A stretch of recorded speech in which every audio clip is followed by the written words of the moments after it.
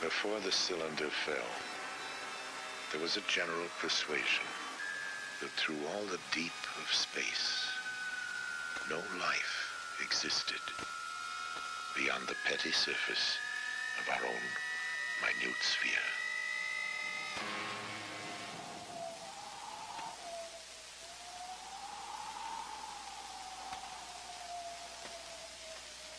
We know now that in the early years of the 20th century, this world was being watched closely by intelligences greater than man's. Across an immense ethereal gulf, minds that are to our minds as our minds are to the beasts in the jungle. Intellects, vast, cool, and unsympathetic, regarded this earth with envious eyes, and surely drew their plans against us.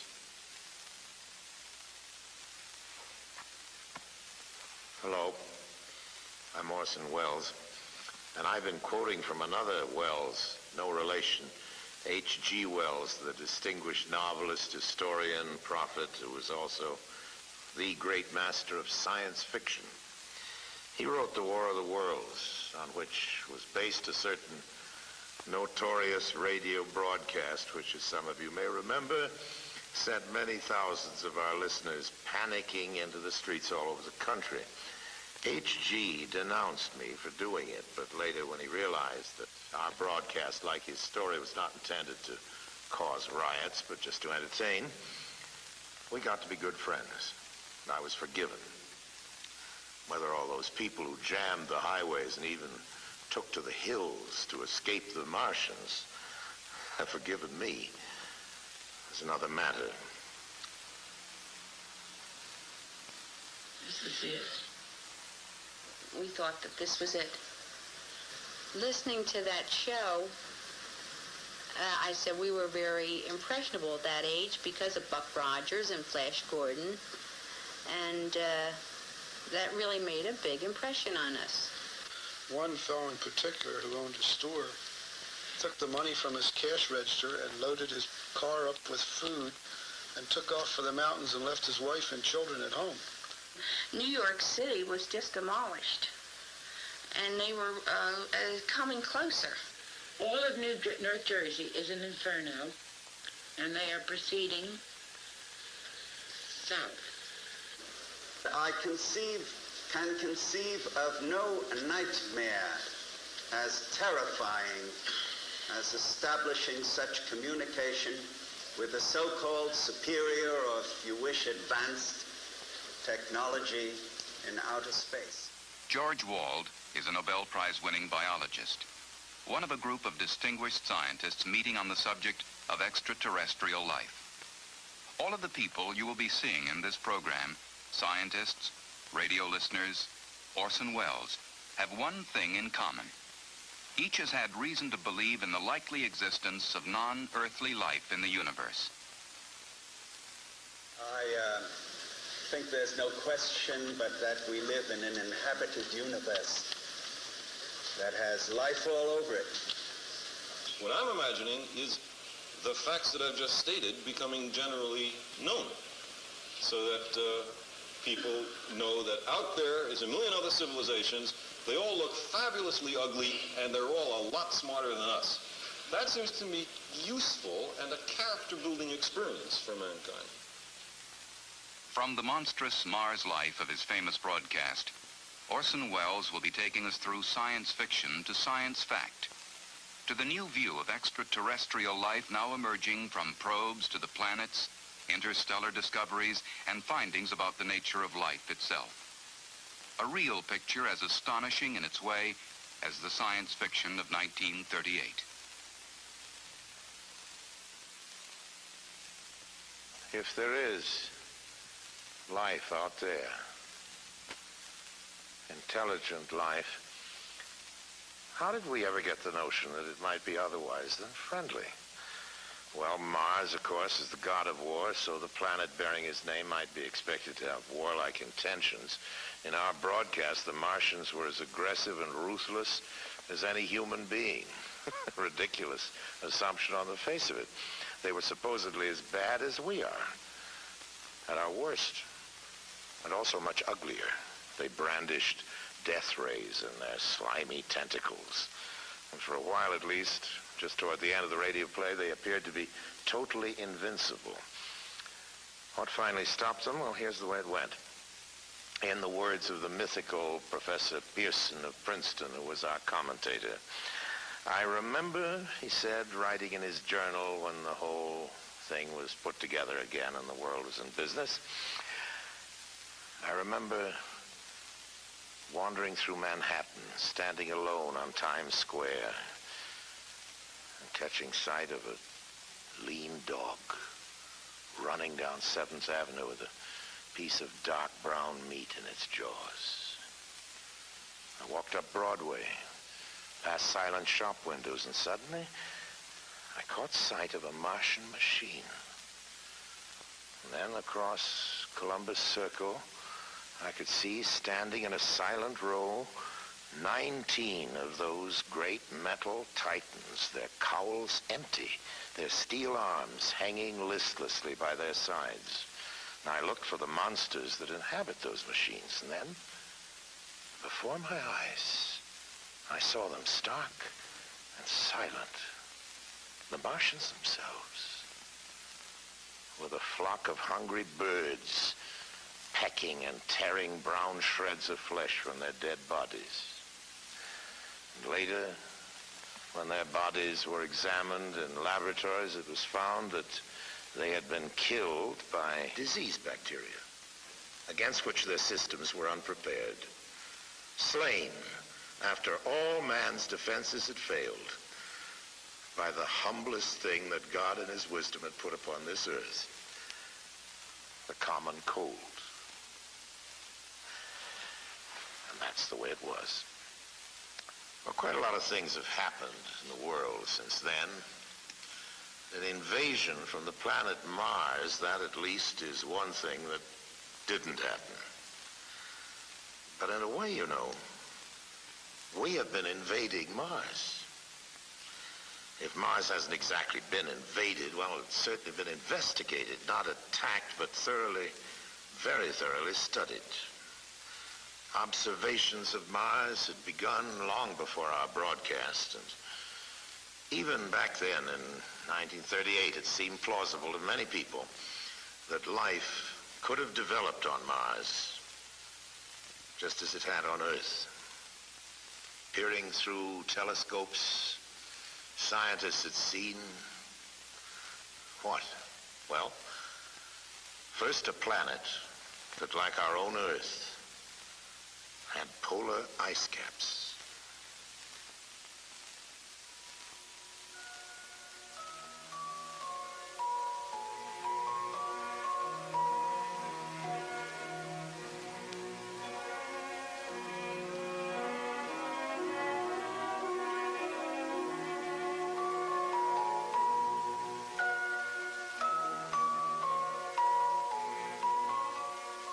They were fascinated to see that the ice caps grew and receded with each year.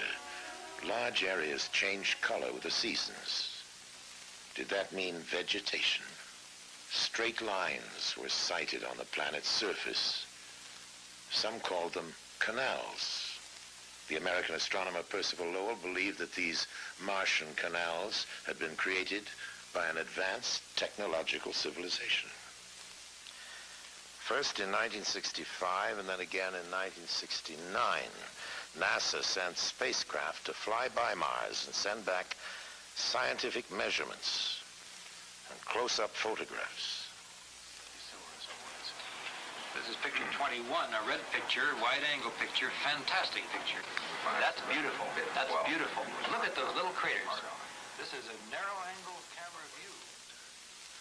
The Mariner missions were great achievements for the scientists. But the pictures of Mars showed a world of total desolation. Was Mars less like the Earth then and more like the Moon? There were no canals, no cities, no areas of cultivation, no signs of upheaval or layering in the Martian crust to indicate that the planet was active or evolving geologically. The pictures revealed no volcanoes to spew out gases that could enrich the atmosphere. And water, so essential to life, seemed to be present only in traces. The atmosphere was so thin as to make the possibility of life seem even more remote. For the fans of science fiction, not very exciting. But for scientists, the whole excitement is finding out the facts. That's the whole name of the game. Now, these first flybys had revealed only some of the facts. But all the same, the exploration of Mars and of all the other planets of the solar system was actually getting underway. I can't feel that any person with any soul can look out on that universe that surrounds us and can imagine the immensity of it and the history of it without being rather impressed with the idea that we, as little atoms made of the same stuff those stars are made of, have the capability to regard the other part of the universe. One piece of the universe has the ability to look at another part of the universe and wonder about it. That's a very amazing thing, and it brings into one's mind all kinds of thoughts about religion and philosophy and so on. But don't ask me about life on Mars, okay? In the fictional Martian story, in the War of the Worlds, it was understood that the Martians were fighting for their own survival. Their planet was growing so cold and inhospitable that they might perish if they remained. Well, real life confined to such a planet would fight for survival by trying to change itself, by evolving. Every living thing on Earth has evolved from the lowly, the invisibly small microbe. Given nourishment, the microbe will grow colonies so vast that they rapidly become visible to the eye. Here on our planet, microbes have adapted to survive the most hostile conditions.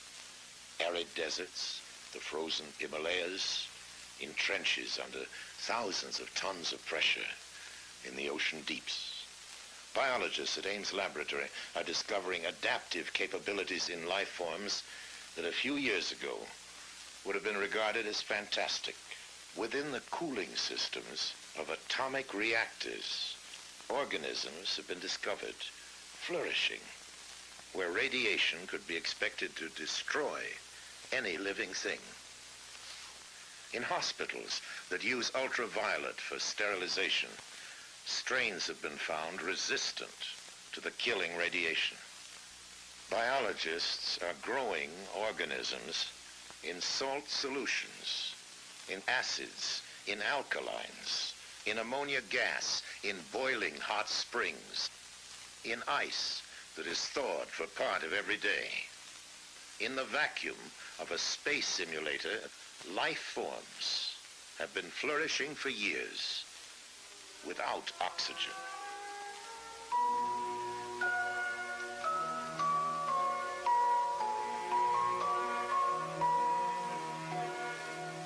Scientists are studying the kinds of environments that could challenge life forms on the planets and moons of the solar system. In 1971, Mariner 9 arrived at Mars, equipped to go into orbit and stay for a while. A good thing, too, because when it arrived, Mars' surface was obscured by a global dust storm. As the storm abated, a whole new Mars began to make its appearance. The first feature that swam into view, poking up through the dust, appeared to be a huge impact crater. But it stood miles above the Martian lowlands on the peak of an immense mountain, Nix Olympica. And as the dust settled further, the stunning truth emerged that the mountain on Mars was indeed a gigantic volcano. So, geologically, Mars was not a dead planet after all. Vast stretch marks on the planet showed that Mars' surface is shifting and changing on a colossal scale. Mars is beginning to look, geologically at least, more like the Earth and less like the Moon. And then new evidence of water has begun to turn up in surprising ways. Among the many clouds in the Martian atmosphere, some have been found to be composed of water. Then close-ups of the surface have begun to turn up strange, sinuous patterns. Some compare with the patterns cut into the surface of our own planet by the Mississippi River. Slowly the interpretation emerged that only a fluid flowing continuously over the Martian surface could have caused such patterns of erosion. Some scientists didn't agree, but astronomer Carl Sagan theorized that Mars indeed contained a great deal more water than we'd supposed. The water might remain locked within its crust as permafrost during ice age times such as the present, but during cycles of warmth, when the polar caps release gases to form a heavier atmosphere, the water may be released into clouds. Such clouds could bathe the planet in rains for thousands and perhaps millions of years. If Sagan's interpretation is correct, life could have originated on Mars in favorable cycles and may have adapted itself to harsher conditions as they developed, and indeed may exist on Mars to this day. Exobiologists are studying other environments, even as they prepare to search directly for life beyond the planet Earth.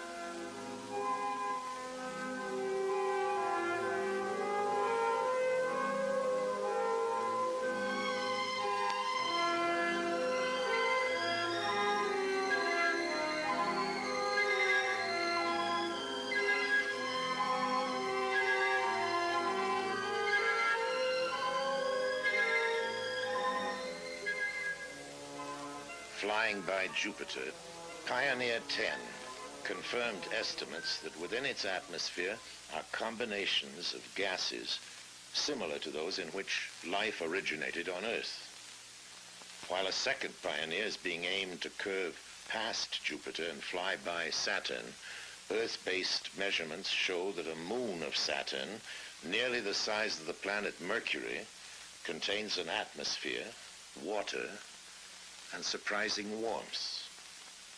A Viking spacecraft is being readied to land on Mars in 1976, carrying an automated chemical laboratory to sample Martian soil for life forms.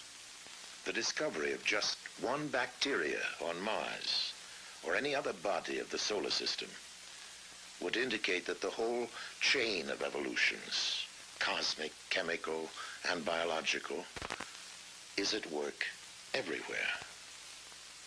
In that case, the creation of life anywhere in the universe would be more the rule than the exception. In that case, there may be other intelligent civilizations capable of communicating with us.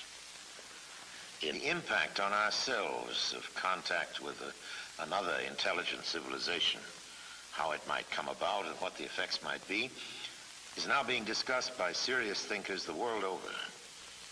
This symposium at Boston University includes astronomer Carl Sagan, anthropologist Ashley Montague.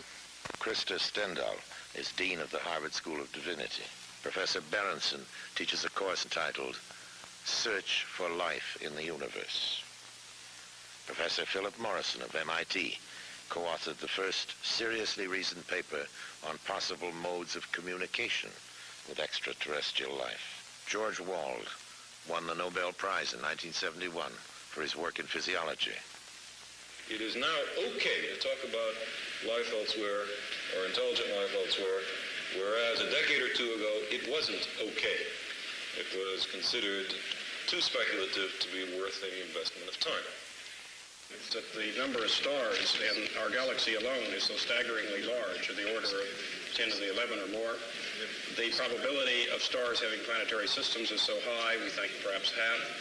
The probability that those planetary systems might be comparable with our own, and that the stars have some kind of an ecosphere, a sphere in which the radiation is suitable for life, that it's not too hot, not too cold, meeting the other criteria, seems so reasonable.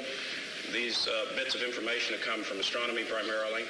Then we join with the biochemists who tell us about the probable evolution of life here on Earth, the kinds of elements that are necessary for it, DNA molecules, amino acids and the like, amino acids which have now been found in meteorites, that we have now found interstellar molecules floating out in the space between stars, so that you know the materials for a carbon-based life exist.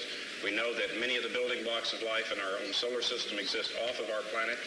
If you put these kinds of probabilities together, it begins to lead to the sorts of conclusions that we started with as an initial premise, and which apparently no one on the panel has disagreed. And that is that life must exist in the universe, and it must exist quite abundantly. The most optimistic estimates, in the view of many, about the number of civilizations that there might be in the galaxy is of the order of 1 million, which means that only one in a few 100,000 stars has such civilizations. Now that would mean a billion such places just in our own galaxy that might contain life. As I believe there's a society of these groups, not just one. There are probably very many. There's only one. We have no hope of finding them. There are probably thousands, maybe as many as 1 million. They probably already have had a long history of this same experience of finding new ones and bringing them into the network. And I would imagine if an advanced civilization wanted to talk to us, they would say, oh, well, look, those guys must be extremely backwards. Go into some ancient museum and pull out one of those, what are they called, radio telescopes, and beam it at them.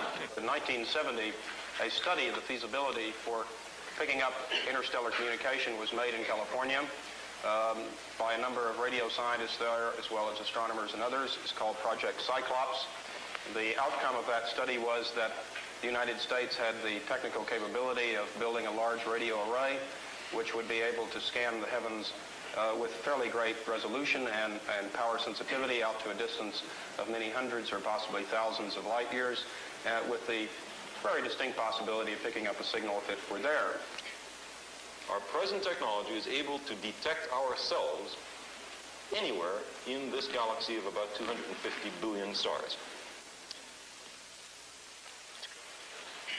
First, the people beaming the message will be incredibly alien.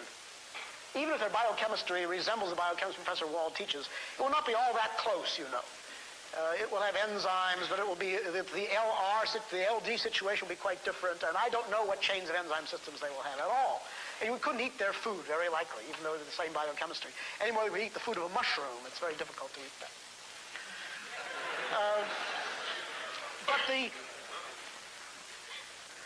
So I think, first of all, there will be two great phases of this eventual time, which I think will come in 10 years or 100 years, or I don't know, maybe longer, when some satisfactory radio telescope work or something similar will acquire evidence of the deliberate beaming of a message, protracted message out into space. So I think that will be easy and, of course, extraordinarily important. You will know very little of what that message says, say that it exists, and maybe some general geographic information from how far away it's coming, from what kind of a star, where. And then I think that you will have pouring into the recorders, week after week, month after month, decade after decade, an enormous body of obviously interesting and meaningful pulses. And you'll be able to read them slowly and fitfully, because they will not be coded, but they'll be anti-coded.